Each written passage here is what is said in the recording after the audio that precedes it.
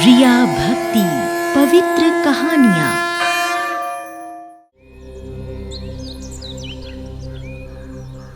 एक गांव में देवदास नाम के सेठ रहते थे। इनके 2 बेटे थे। बड़े बेटे का नाम था रवि कुमार और छोटे बेटे का नाम गोपाल था। देवदास की पत्नी का नाम क्रांति था। क्रांति को पूजा पाठ और धार्मिक आयोजनों से कोई सरोकार नहीं था। पूजा पाठ ना वो खुद करती थी और ना ही घर में किसी को करने देती। बड़ा बेटा शादी योग्य हो गया तो उसकी शादी पास के ही गांव से धर्मदास की पुत्री से कर दी गई। जिस लड़की से शादी हुई वो भगवान शिव की भक्तिन थी। जब बहू घर में आई तो सास क्रांति उसको अपने ही अनुसार कार्य करने की सलाह देती। बहू का नाम था सत्या देवी। तो सत्या का नियम था कि सुबह उठकर स्नान करती और शिव जी की पूजा करके ही कोई काम शुरू करती। एक दिन सत्या देवी यानी बहू शिव मंदिर जाने को तैयार हुई तो सासू ने पूछा, ए बहू, ये सुबह सुबह कहाँ जा रही हो? माँ जी, मैं शिव मंदिर जा रही हूँ। क्या तू शिव की पूजा करती है? हाँ माँ जी, मैं शिव जी को जल चढ़ाकर ही कोई कार्य करती हूँ। मैं बचपन से ही शिव जी की पूजा भक्ति करती हूँ। मेरा ये नियम मेरे मायके से ही है। अरे वो तेरा मायका है, ये तेरा ससुराल है। यहाँ वो ही होगा जो मैं चाहूंगी। कोई जरूरत नहीं है मंदिर जाने की। हमारे यहाँ कोई पूजा पाठ और किसी देवता पर विश्वास नहीं करते। यहाँ कोई पूजा पाठ नहीं होगा, समझी? तभी ससुर देवदास आ पहुंचे। अरे क्रांति, क्यों बहू को डांट रही हो?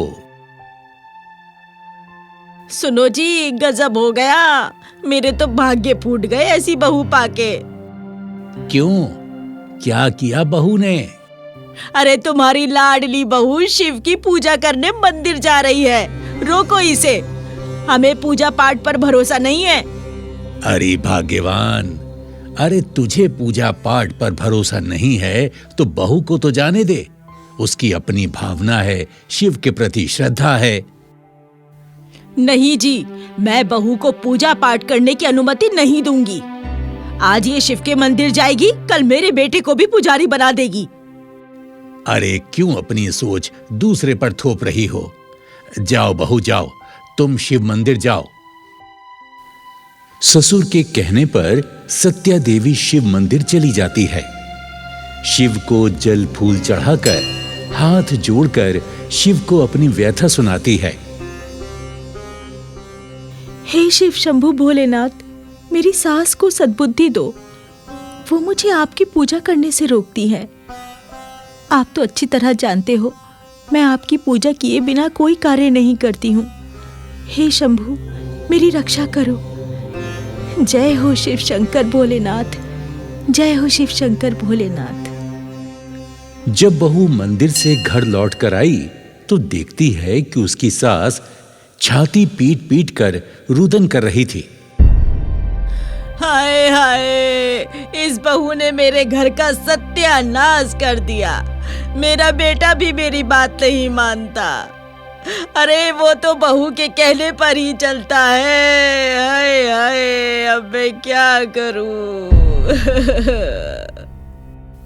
माँ जी, मैं शिव जी की पूजा अर्चना ही तो करती हूँ, इसमें बुरा ही क्या है? शिव शंकर भोलेनाथ एक ऐसे देव हैं जो बड़े ही दयालु हैं।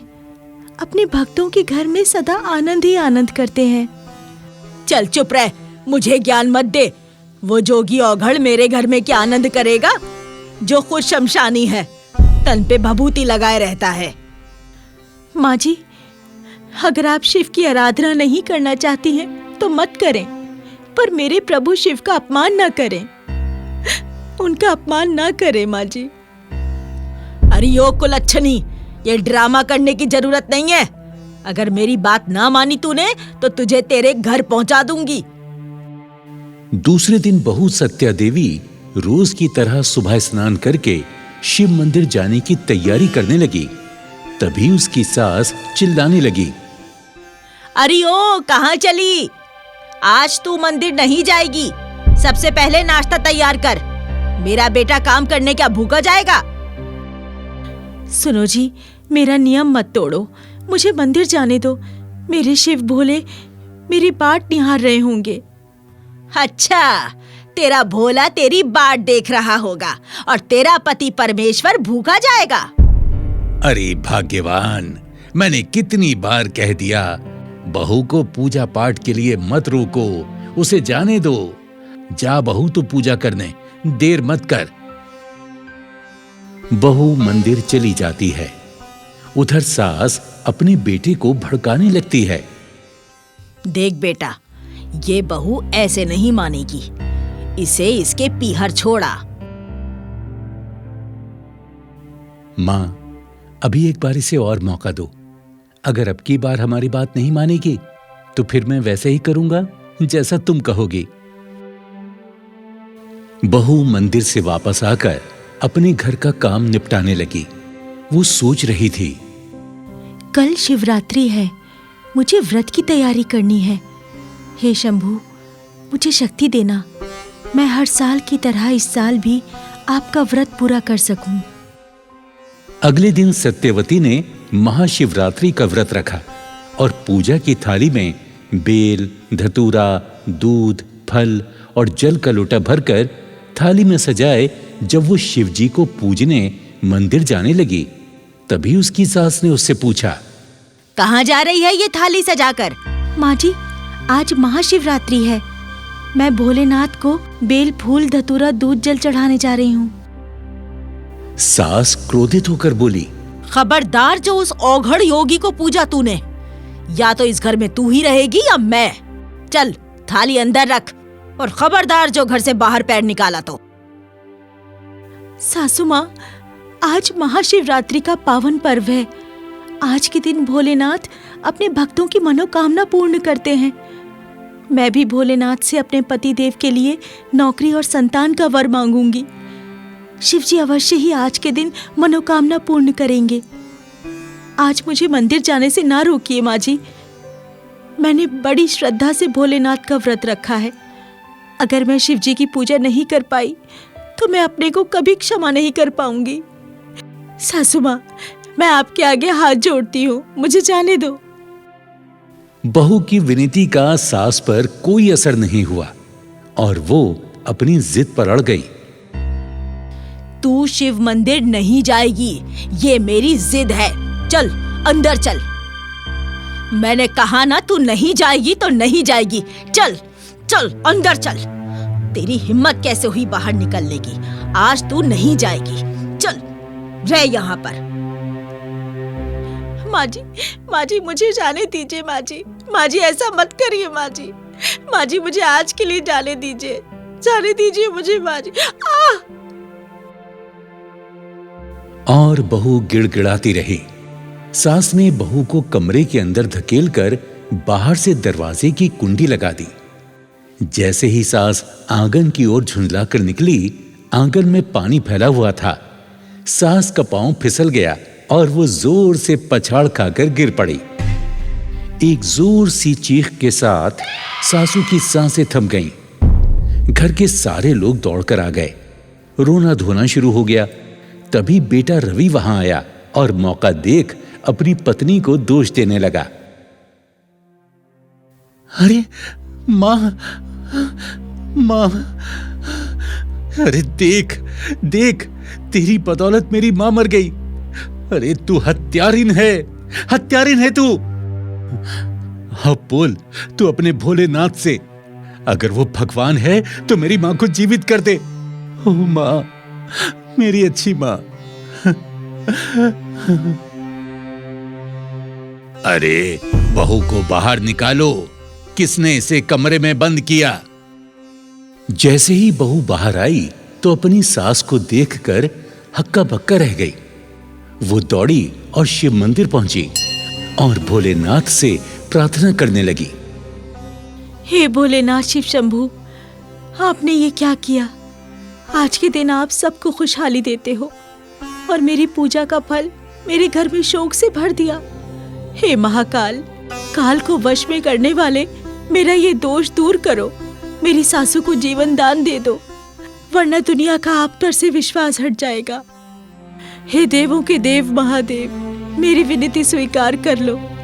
यदि आपने मेरी सास को जीवित नहीं किया तो तेरी चौखट पर सर पटक पटक कर अपने प्राण दे दूंगी। बहू भोलेनाथ के चरणों में अपना सिर पीटने लगी। तभी भोलेनाथ ने अपनी किरणों से उसकी सांस को जीवन दान दे दिया। वहां खड़े सारे लोग चकित हो गए। सासू मां ने आंखें खोली तो तमाम लोग खड़े हुए थे। सासू ने पूछा, आप लोग यहाँ इकट्ठे क्यों हो? क्या हुआ? अरे भाग्यवान, तुम मृत्यु को प्राप्त हो गई थी। अचानक तुम्हें प्राण दान मिले हैं। ये मेरी बहू की पूजा का ही फल है। कहाँ है मेरी बहू सत्या? बहू, बहू, अरे कहाँ है मेरी बहू? तुम्हारा ये हाल देखकर लगता है वो शिव मंदिर गई हुई है। अरे उसी की आराधना का ये फल है। अरे देर क्यों कर रहे हो? चलो चलो, मंदिर चलकर भगवान शिव से क्षमा याचना करते हैं। चलो चलो। सभी लोग शिव मंदिर पहुंचे। वहां बहू को शिव के चरणों में बेहोश देखकर सासू मां ने उसे अपनी गोदी में उठा लिया। बहू, हे बहू, आंखें खोलो बहू। हे शिव शंभू भोलेनाथ, मेरी भूल को क्षमा करो। आज से मैं भी आपकी पूजा करूंगी। शिव की कृपा से बहू ने आंखें खोली तो स्वयं को अपनी सासू मां की गोदी में पाया। सास ने अपनी बहू से माफी मांगी। बहू, मुझे क्षमा कर दे। मैंने तेरी पूजा पे शंका की। तेरी पूजा और भोलेनाथ की कृपा से मैंने फिर से जीवन पाया है। मुझे क्षमा कर दे बहू। सत्या, मुझे क्षमा कर दो। मैंने भी तुम्हारा बहुत दिल दुखाया है, तुम्हारा अपमान किया है। मुझे क्षमा कर दो। क्षमा मांगनी है तो मेरी शिव शंभू भोलेनाथ से मांगो। प्रभु अपने भक्तों को कभी निराश नहीं करते। अब देख क्या रहे हो, बोलो, जय जय शिव शंभू भोलेनाथ, हर हर महादेव। जय शिव शंभू, जय भोलेनाथ, हर हर महादेव, हर हर महादेव। सभी खुशी खुशी अपने घर लौट आते हैं। एक किसान था जिसका नाम था शिवराम। पत्नी का नाम था गंगा देवी। शिवराम के खेत बंजर पड़े थे।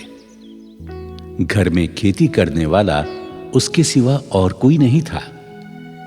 वृद्ध होने के कारण वो मजदूरी करता था। उसके पास एक रेहड़ी थी, यानी हाथ का ठेला। वो उसमें लोगों का छोटा मोटा सामान ढोता था। उससे जो भी पैसे कमाता उसी से गुजारा करता। उसकी पत्नी गंगा देवी धार्मिक प्रवृत्ति की औरत थी। जब वो रोटी बनाती तो 2 रोटी शिव पार्वती के नाम से निकालती, 2 रोटी लक्ष्मी जी और विष्णु जी के नाम की निकालती और 1 रोटी ब्रह्मा जी के नाम की निकालकर गौ माता को खिलाती थी। तभी वो खुद खाती और अपने पति शिवराम को भी देती थी। एक बार शिवराम ने देखा कि उसकी पत्नी देवताओं के नाम की रोटियां निकालकर गाय को खिलाती है। तब वो अपनी पत्नी से बोला, अरे भाग्यवान, मैं बड़ी मुश्किलों से मजदूरी करके घर का इंतजाम करता हूँ और तू आधे आटे की रोटियां तो देवी देवताओं के नाम से निकाल देती है, उनको भोग लगाती है।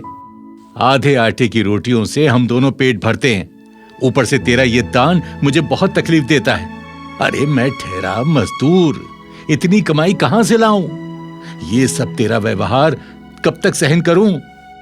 अरे तू क्यों देवताओं के लिए रोटियां देती है? सुनो जी, जिन देवताओं की बदौलत हमें रोटियां मिलती हैं, हम उनको भोग क्यों न लगाएं? जिस दिन तुम्हें मजदूरी नहीं मिलेगी तब हमारे साथ साथ देवी देवता भी भूखे रहेंगे। तो वो भोजन की व्यवस्था करेंगे, जिससे हमें और देवता दोनों को भोजन मिलेगा।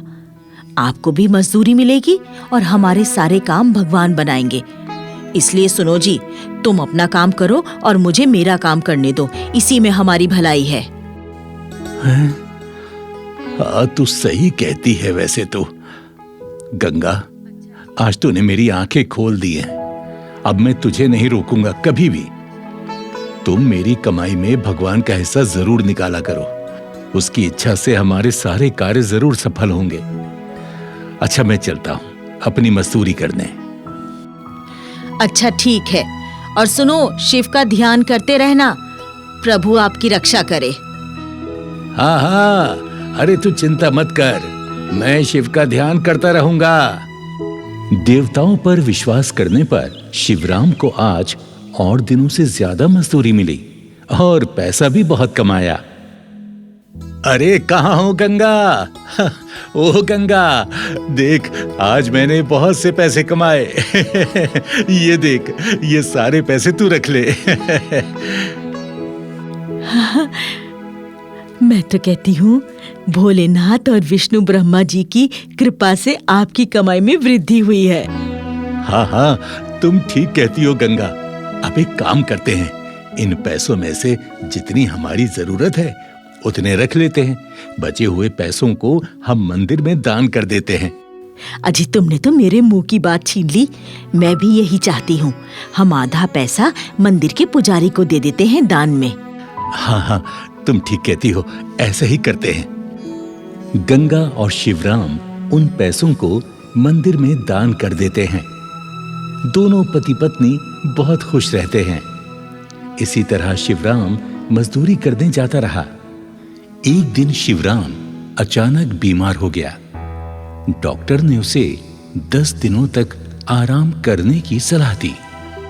शिवराम, तुम्हें बुखार के साथ साथ बहुत थकावट भी है। तुम्हें 10 दिन तक आराम करना होगा। क्या 10 दिन तक आराम करना पड़ेगा? डॉक्टर साहब, अब कैसे रोटी खाएंगे? भगवानों को कैसे भोग लगाएंगे? अब हमारा घर का गुजारा कैसे चलेगा? हे भोलेनाथ, रक्षा करो। इधर अपने भक्त शिव और गंगा देवी के दुख को देखकर शिव, विष्णु और ब्रह्मा जी आपस में विचार करते हैं और कहते हैं, सुनो विष्णु, हरि और ब्रह्मदेव जी, हमारा भक्त शिवराम और गंगा बहुत संकट में हैं। हमें उनकी रक्षा करनी चाहिए। हे महादेव, आज्ञा दें, हमें क्या करना चाहिए? मैं स्वयं किसान बनकर शिवराम के खेत में हल चलाऊंगा।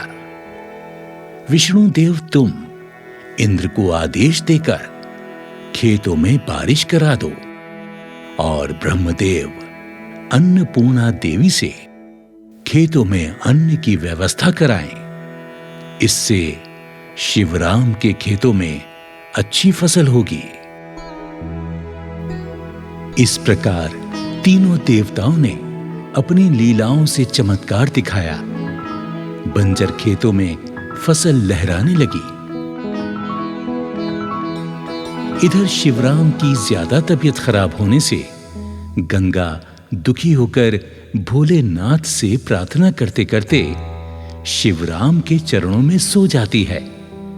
तभी भोलेनाथ उसके सपनों में आए और कहने लगे, देवी, आंखें खोलो और अपने खेतों पर जाकर देखो।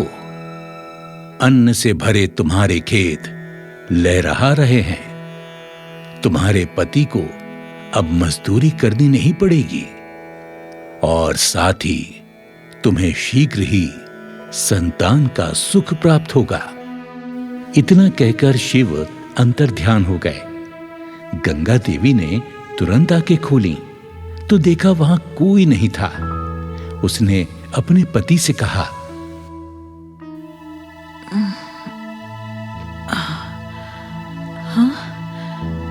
हाँ, ये मैंने क्या देखा?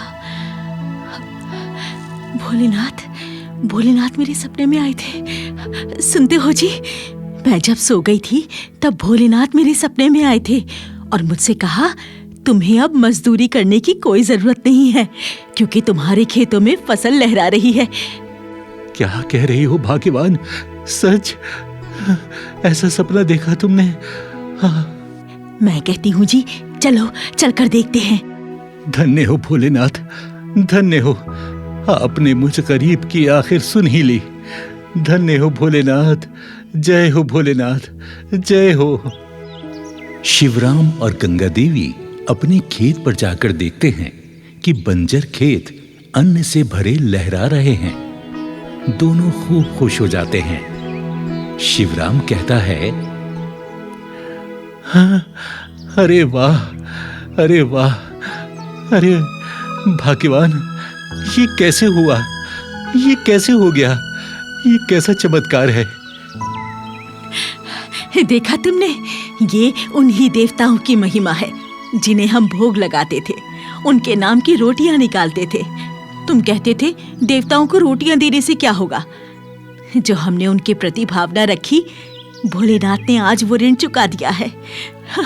जय भोलेनाथ, जय भोलेनाथ। हाँ चलो, हम मंदिर चलकर भगवान का आभार व्यक्त करते हैं। चलो। दोनों पति पत्नी शिव मंदिर आते हैं।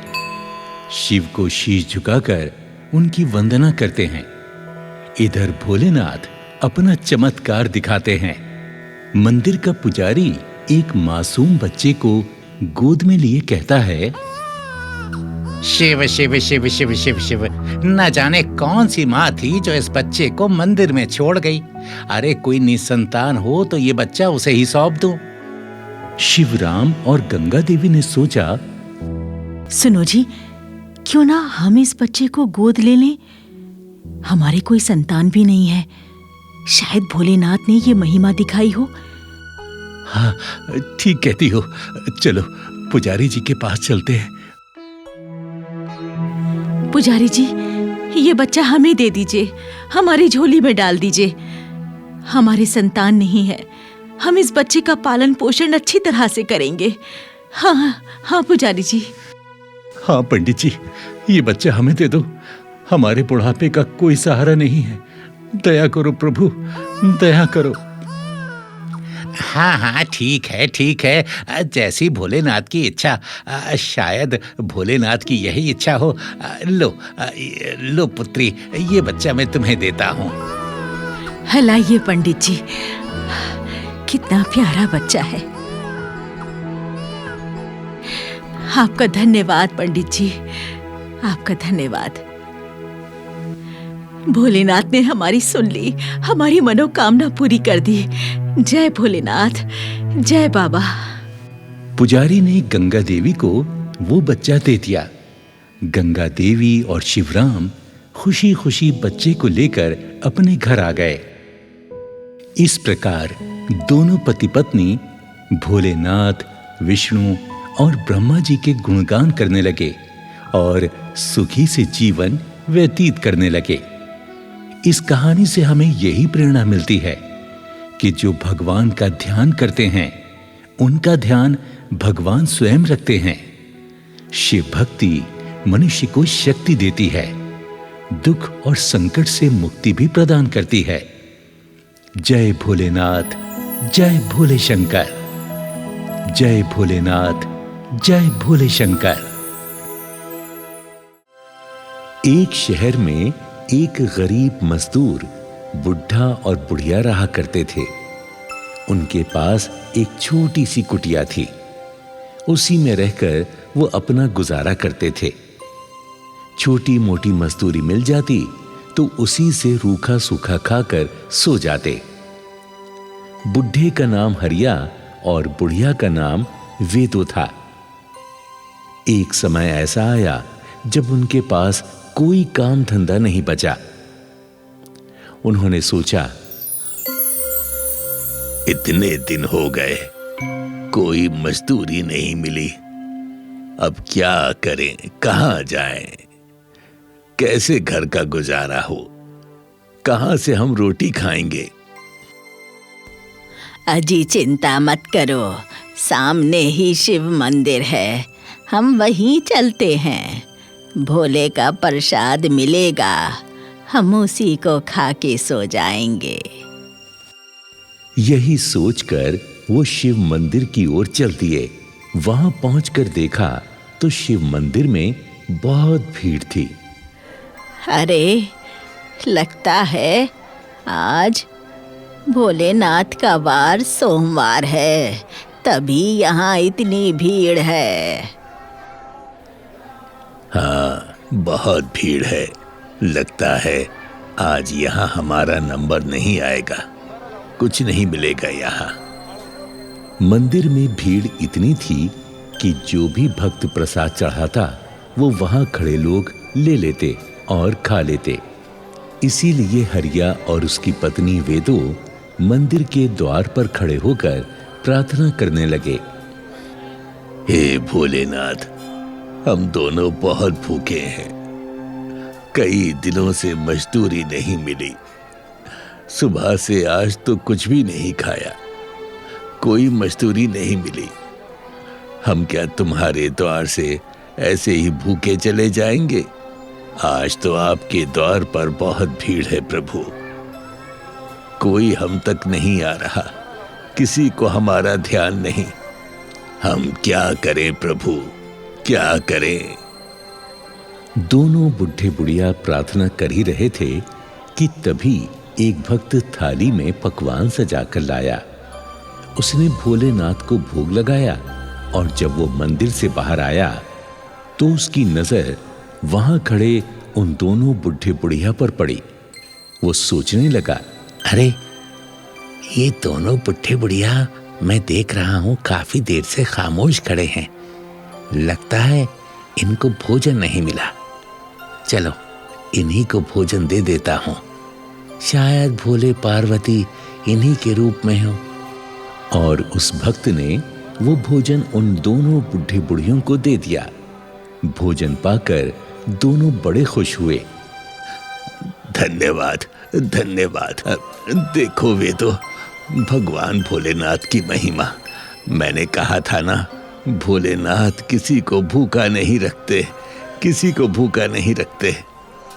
जब वो दोनों भोजन करने बैठे तो एक महिला अपने बच्चे को लेकर वहां आई और उन दोनों से कहने लगी, हे माई बाप, ये भोजन मुझे दे दो। मैं और मेरा बच्चा कल से भूख से तड़प रहे हैं। भगवान तुम्हें और देगा। हरिया ने अपना सारा खाना उस महिला को दे दिया। रात अधिक होने से मंदिर बंद हो रहा था। वो दोनों भूखे ही घर आ गए। जब वो घर आए तो भोलेनाथ ने चमत्कार दिखाया। भोलेनाथ ने अपने गणों को आदेश दिया, जाओ उस हरिया और वेदो को ये भोजन देकर आओ।